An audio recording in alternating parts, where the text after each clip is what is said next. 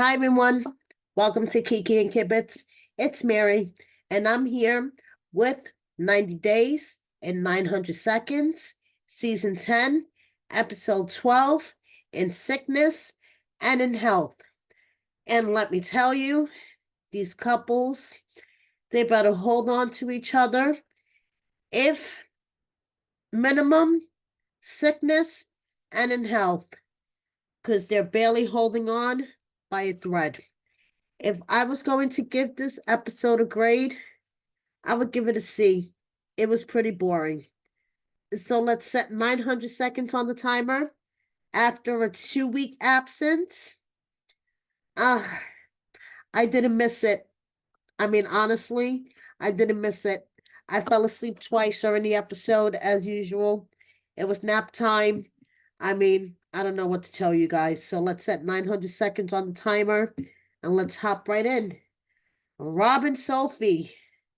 So, where we left them, they were fighting in the sex shop, which is not a good sign, in my opinion. So they're driving back from the sex shop, and basically, Rob just wants to make sure that Sophie is not settling, okay, when she marries him.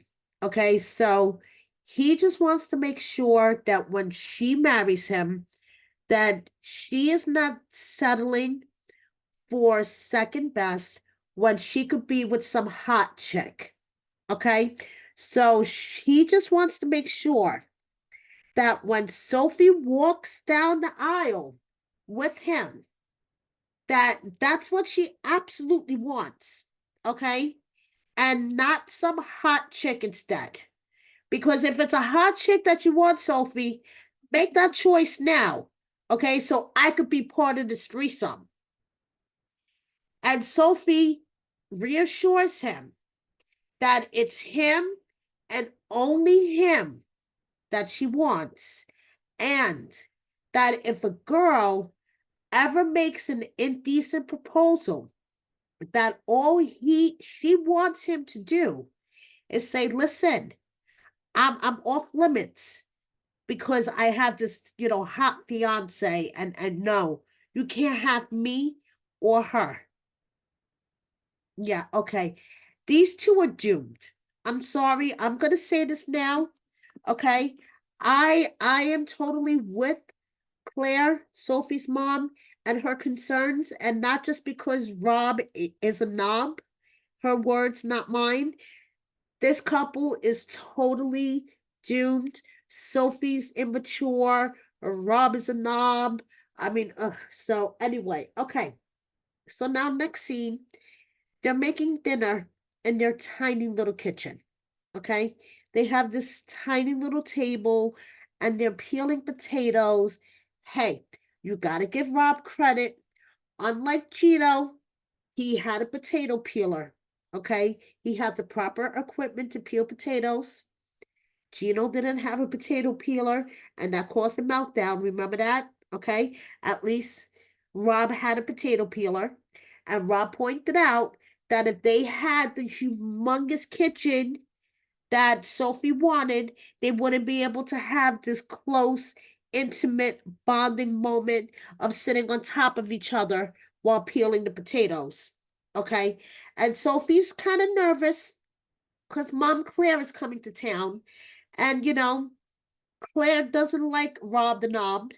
And, we all know that Claire has a lot of adjectives to use to describe her future son-in-law, and a lot of them are not nice, jobless, humorless, um, an asshole. So, if I was Sophie, I would be kind of nervous, having mom coming to town.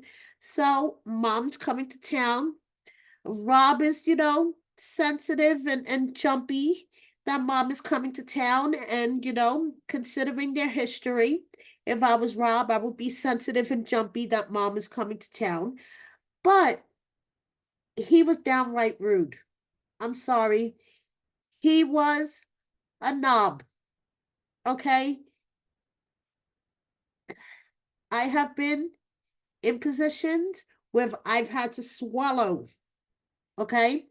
And not in my current relationship with my in-laws, but in past relationships with, I've had to swallow certain things, okay, with parental figures of my exes, and I've, you learn, you just swallow things because that's their moms, and you just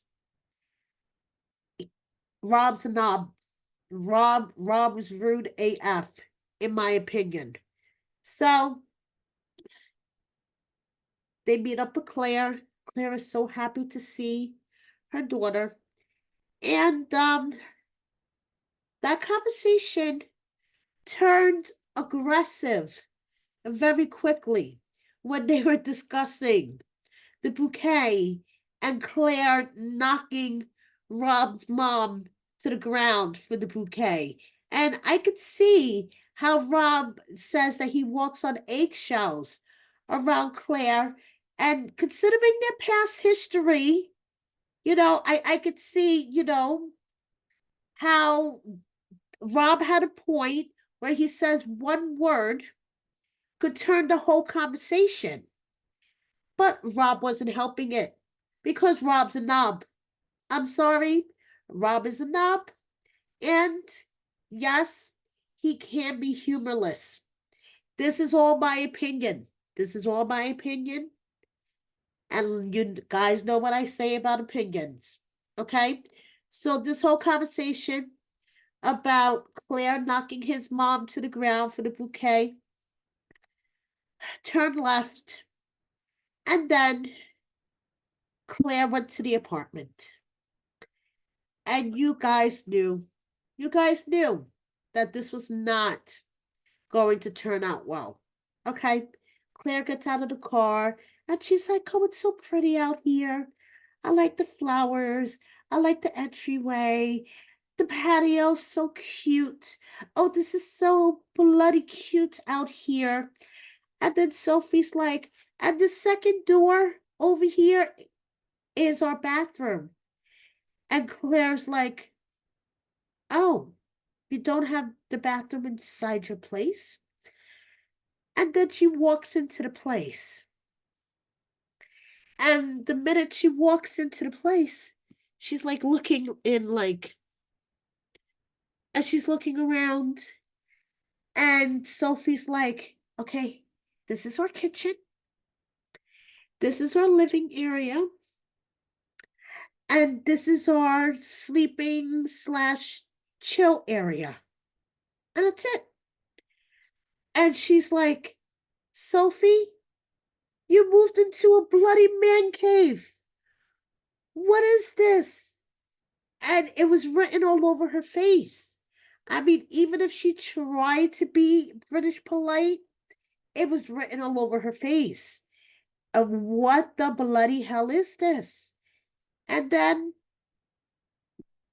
the knockoff iced tea, because my husband says that this couple reminds him of iced tea and his wife Coco, okay, like a knockoff version of them. Well, he suddenly turned into Drake, okay, and he started like freaking out on Sophie and Claire, and he was like, "You guys have no idea what it's like to come from the bottom. Like, I have come from the bottom. I picked myself up from the bottom, and now I'm here. So I've come from the bottom, and now I'm here." And I'm like listening to him, like, what the hell are you talking about? I wouldn't be bragging that you picked yourself up and now you're here. Okay, dude, which version of iced tea now that you just morphed into Drake in front of, like, what the hell is going on here? And he gets into an argument with Claire and storms out. Yeah, okay, hot mess. Now, Jasmine and Gino. Jasmine, she's in heaven. She is in heaven. They are still in Miami. She's playing with parrots on the street. She's in heaven, okay? But she feels guilty because she misses her sons, okay? Especially Juanse. And she has this guilt, okay? Because Gino would love to have a biological child, but she has this fear in her that she's never expressed to Gino. She's never expressed to anybody about having another child, okay? Because one of her sons is special needs, and she's afraid that if she was to have another child, it could possibly be special needs. And, see what her son goes through, the challenges, and how mean children could be. She couldn't possibly go through that again. Okay? I'm sorry. I'm sorry to sound mean. I'm sorry to sound cynical, but I call bullshit because I say there is no way that Jasmine would give up all that plastic surgery to have another child at this stage in her life. Just saying. So, Gino, give up those pipe dreams of wanting to have another child. Just saying. So now, eventually, they're going to go back to Michigan. And Jasmine, as we see next week, is really feeling guilty, okay? Because she has felt nothing but love from Gino during this trip. I mean, Gino has bent over backwards, guys, to show Jasmine that he loves her. He has, like, whatever she wants, he has given it to her. And he still has no idea that her ex owns her left butt cheek. And he's going to find this out really, really soon. So, yeah. Sam and Citra. I actually like them. I think they're cute. Um, so she got a rice cooker because in America we eat way too much potatoes. So she's very happy with her rice cooker, but she's not happy with Sam. And I wouldn't be happy with Sam either because he should have told her about the whole diversion paperwork mess before she got here. But I'll give you one even better. He should have taken care of the diversion paperwork so he wouldn't be in this mess, okay? But she's waited 2 years for her visa. She loves Sam so much, and she's going to stay by his side no matter what happens. Her dad, she's hoping her dad is not going to snatch her and put her back on the next plane to Indonesia with him. So we shall see. But Citra has her own way of punishing Sam. Okay? How, you may ask? Well, that's how the rice cooker comes in handy. She is making this dish and she puts in at least 3 to 4 chilies. And like Sam says, he can handle the spice going down, but coming out the other end, that's the issue. So basically, she's going to burn him a new asshole. There you go. Everybody, every couple has their own punishments, I guess. So they're going to Sam's mom's house. Now we know from what Sam's told us, his mom is kind of a crazy Christian kind of lady, and he's afraid what she's going to say. She might say something wacky and off the wall, and she asks Citra, if Sam doesn't convert, would you leave him? And but all in all, the visit, turned out pretty well. And Sam is like, okay, I guess, Citra's around for the long haul because she didn't run screaming the other way, meeting my crazy Christian mother. Now, Nikki and Igor, on the other hand, this relationship is falling apart before our very eyes. No surprise.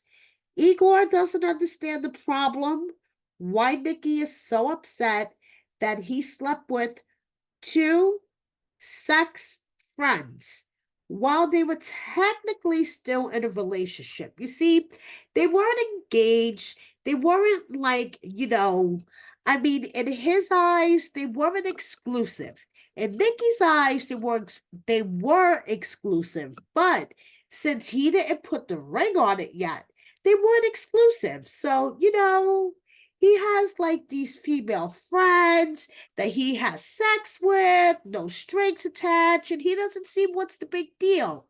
Nikki, on the other hand,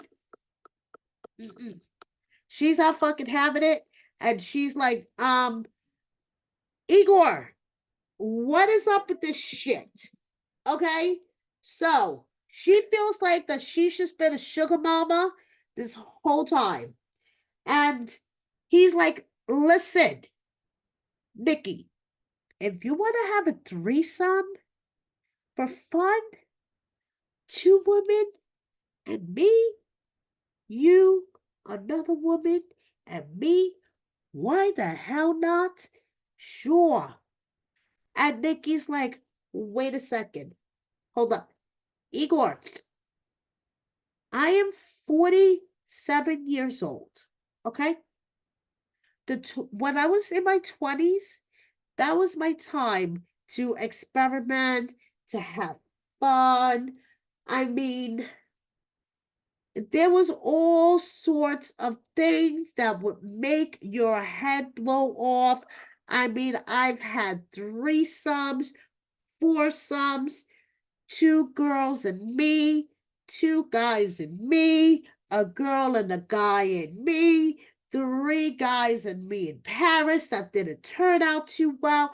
I mean, Igor, I've done it all. I've done it in every country, in every car, and every corner, and every bar. And I mean, Igor, that's it. I want to settle down. And Igor's like, no, I want to experiment. I haven't done nothing, and I want to do it all with you. Let's do threesome, foursome, fivesome. Come on, let's do it all. And Nikki's like, are you kidding me?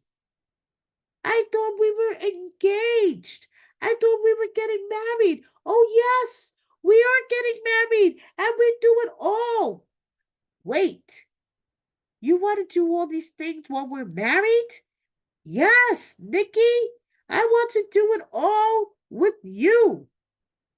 And Nikki's thinking, I'm thinking that this has to do with my gender. He wouldn't want to do this if I was a biological female. So the next morning, he goes off with his friend Ivan, and Nikki calls her mom. And Nikki tells her mom about the conversation. And Nikki's mom is like, no way. You have to put your foot down and tell him this is not what you want. Meanwhile, Igor's friend Ivan is telling him, you have to show your masculine side in this relationship. You are letting her take over. You have to step up, show your masculine side, and put your foot down and be like, this is what I want. So, yeah, this whole thing is unraveling. As we see next week, he basically breaks up with her through a text. And Ashley and Manuel. So, as we know, Manuel is miserable. Okay, so Ashley decides to surprise him with his BFF from New York City, Jonathan. Okay, oh my goodness, he hasn't seen Jonathan in 6 years. Brings down Jonathan from New York City. Oh, wow. Amigo, haven't seen you in so long. I haven't seen a smile on Manuel's face that big, honestly, the whole season. Okay? So now, Ashley asks Jonathan, how did you learn English? Okay? Because honestly, ever since Manuel got here, there was more Spanish in my house than ever. And Jonathan's like, streets, the school of the streets. Honestly, that's how I learned English. So Manuel and Jonathan go to a bar for a couple of drinks. And basically, Manuel tells Jonathan, yes, I'm going to marry Ashley. And I can't stand her money habits. Okay? She spends money like water. I don't understand it. The money that she spends, I could take the money and I could send it home. And Jonathan's explaining that the way of living here, it's different than the way of living at home. Okay? And basically, Manuel is like, Ashley is a good woman. I don't deny that. But, you know, I don't like her spending habits. Ashley doesn't understand why he is so concerned about her spending habits. Okay? And so when she goes back to meet them, this turns into a whole big fight because he tells her that he doesn't feel supported by her financially or any way supported by her. And she gets up from the table in front of this guy, Jonathan, and basically like flips the fuck, walks away, flips the fuck out. Like, are you kidding me? He doesn't feel supported by me because we've only sent money home twice since he's been here. I'm the one that bought the phone. I'm the one that bought the clothes that he wears, the food that he eats. Um, I support him, physically, financially. We bang it out several times a day. I was like, oh, okay. And then, as we see from the preview next week, they bang it out in the public bathroom of the restaurant. Leave Jonathan in the parking lot, and they work out their problems in the public bathroom. These two, they're going to get married for all the wrong reasons and be divorced within 5 years. Okay. That is my prediction for Ashley and Manuel, divorce within 5 years. Clayton and Anali, the morning after the dinner, Anali is not happy with Clayton at all. Okay. She feels like that he overshared to Cameron and Cameron's girl way too much about their sex life. Okay. And Clayton, in his defense, feels like that he was just seeking advice from his best friend about a subject that directly affects him. And you know something? How about Clayton's side? Because, like, what the hell? This is a subject that directly affects him. And yes, I agree. It affects Annalie as well. But, this is, I mean, it's not like Cameron lives around the corner that, Clayton can get up and go and be like, yo, buddy, I got to talk to you. He took advantage of the opportunity, seeing him in person, and okay, Adelie wasn't comfortable with the oversharing. Well, sometimes it sucks. I don't know. She is annoying me. She's annoying me. There's something about her.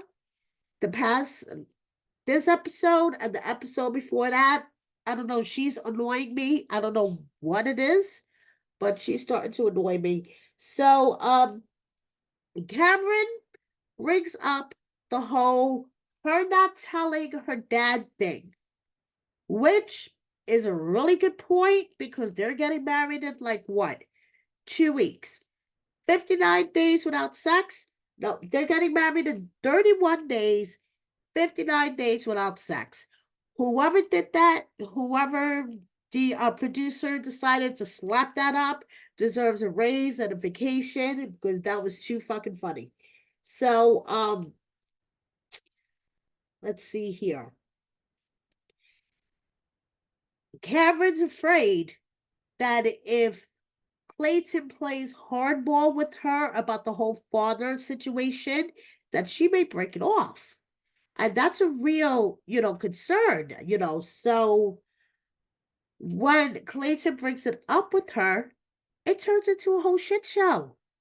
It really does. It turns into a whole shit show, and she starts crying.